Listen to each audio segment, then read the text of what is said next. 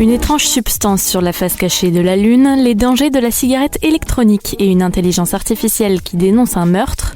Nous sommes le mardi 3 septembre, je suis Jeanne, bonjour à toutes et à tous. Voici votre concentré d'actualité scientifique sélectionné par MaxiScience.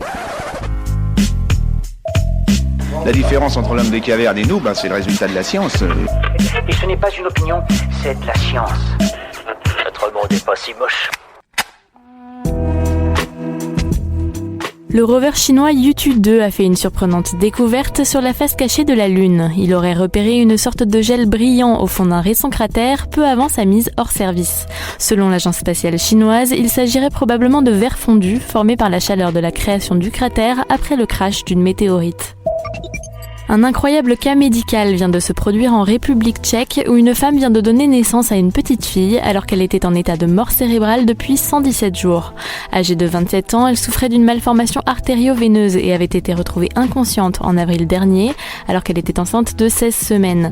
Ses organes ont été maintenus en fonction, ce qui a permis de mener la grossesse presque à terme. Sa petite fille est née par césarienne et vit maintenant chez sa tante. La cigarette électronique inquiète les autorités américaines. Après une multiplication des cas de maladies pulmonaires chez les vapoteurs, une enquête a été lancée auprès des fabricants et des consommateurs.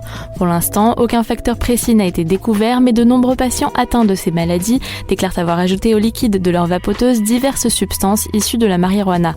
De son côté, l'Organisation mondiale de la santé a tranché sur la question en déclarant que la cigarette électronique est néfaste pour la santé. L'intelligence artificielle pourrait-elle être plus forte que Sherlock Holmes ? En Chine, un homme aurait étranglé sa petite amie avant d'essayer d'emprunter de l'argent avec l'identité de la défunte, ce qui demandait une identification par reconnaissance faciale. C'est en voyant l'absence de mobilité des pupilles et de clignement d'yeux que l'IA a refusé le prêt. Cette demande attire ensuite l'attention des employés de la banque qui ont découvert les marques de strangulation sur le corps de la femme et ont prévenu les autorités. Le meurtrier a donc rapidement été appréhendé par la police. C'est tout pour aujourd'hui, merci pour votre fidélité. Pour en savoir plus sur les news du jour, n'hésitez pas à consulter le site de MaxiScience. On vous dit à demain pour de nouvelles actualités scientifiques. Voilà. Il ne reste plus qu'à vous remercier de votre attention. Au revoir.